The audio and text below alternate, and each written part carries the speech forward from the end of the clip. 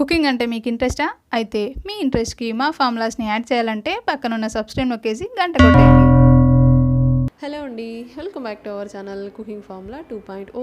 ఈరోజు మనం చూడబోయే రెసిపీ ఏంటంటే దసరా నవరాత్రుల స్పెషల్ ప్రసాదం రెసిపీస్లో 8వ రోజు చేసుకునే స్వీట్ పొంగల్ని లేదా చక్కెర పొంగల్ని చాలా సింపుల్గా మంచి టేస్ట్తో ఎలా చేసుకోవాలనేది ఇప్పుడు మనం చూసేద్దాం. ఫస్ట్ ఒక గిన్నెలోకి ఒక కప్పు రైస్ని తీసుకోవాలి. ఇక్కడ నార్మల్ రైస్ని కాకుండా రేషన్ బియ్యం తీసుకుంటే బాగుంటుంది. ఇప్పుడు రైస్ని 2-3 సార్లు బాగా వాష్ చేసుకొని అవి నిండా మునిగేలా వాటర్ని పోసి మూత పెట్టేసి ఒక 30 నిమిషాల పాటు నానబెట్టుకోవాలి. 30 నిమిషాల పాటు రైస్ నానిన తర్వాత ఇప్పుడు ఇందులోని వాటర్ అన్ని తీసేసి ఈ బియ్యాన్ని ఒక గిన్నెలోకి షిఫ్ట్ చేసుకోవాలి.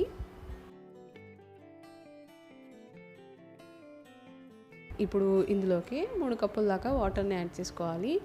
మనకి తొందరగా కావాలనుకుంటే కనుక రైస్ని ప్రెషర్ కుక్కర్లో కూడా కుక్ చేసుకోవచ్చండి. ఇప్పుడు ఈ గిన్నెని తీసుకెళ్ళి స్టవ్ పైన పెట్టేసి హై ఫ్లేమ్లోనే మనం రైస్ని కుక్ చేసుకోవాలి. రైస్ ఉడికేలోపు మనం బెల్లాన్ని ప్రిపేర్ చేసుకుందాం. దానికోసం ఇంకొక స్టవ్ పైన ఒక చిన్న గిన్నెలోకి ఒక కప్పు బెల్లాన్ని తీసుకొని కొద్దిగా అంటే 1 లేదా 2 టేబుల్ స్పూన్ల వాటర్ని యాడ్ చేసుకొని బెల్లాన్ని కరిగించుకోవాలి.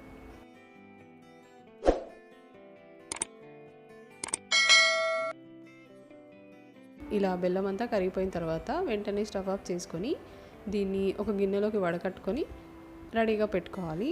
నెక్స్ట్ మళ్ళీ స్టవ్ పైన చిన్న కడాయి పెట్టుకొని దాంట్లోకి 2 టేబుల్ స్పూన్ల నెయ్యిని యాడ్ చేసుకోవాలి. నెయ్యి కాస్త హీట్ అయిన తర్వాత అందులోకి 10 నుండి 12 జీడిపప్పుల్ని వేసుకొని వేయించుకోవాలి. జీడిపప్పు కాస్త కలర్ చేంజ్ అయిన తర్వాత దాంట్లోకి 7-8 కిస్మిస్లను కూడా వేసుకొని ఫ్రై చేసుకోవాలి. ఆ రెండు ఇలా మంచి కలర్లోకి చేంజ్ అయిన తర్వాత వెంటనే స్టవ్ ఆఫ్ చేసుకొని పక్కకు దించుకోవాలి. నెక్స్ట్ ఇక్కడ చూస్తే మన రైస్ ఆల్మోస్ట్ కుక్ అయిపోయినట్టే. అంటే ఇలా రైస్ని పట్టుకొని చూస్తే మనకి 90% వరకు కూడా కుక్ అయిపోవాలన్నమాట. ఇలా ఉడికిన అన్నంలోకి ఇందాక మనం వడకట్టి పెట్టుకున్న బెల్లం వాటర్ని యాడ్ చేసుకొని మొత్తం అంతా కలిసేలా మిక్స్ చేసుకోవాలి.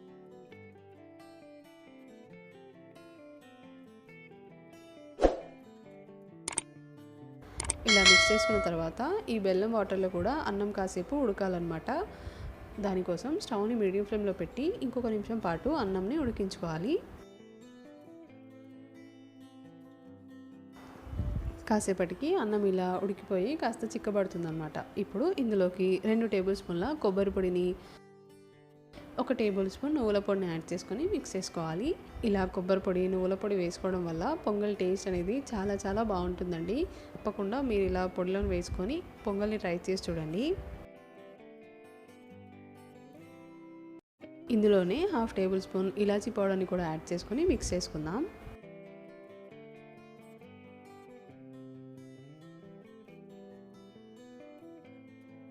ఇప్పుడు చివరిగా అందులోకి ఇందాక మనం ఫ్రై చేసి పెట్టుకున్న డ్రై ఫ్రూట్స్ని నెయ్యితో సహా యాడ్ చేసుకొని మొత్తం అంతా కలిసేలా మిక్స్ చేసుకోవాలి.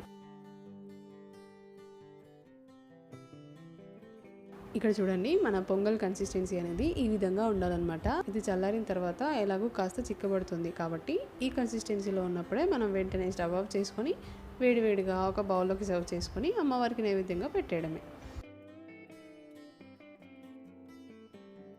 ఇంతే అండి, చాలా సింపుల్గా మనం చక్కెర పొంగల్ని ప్రిపేర్ చేసేసుకోవచ్చు.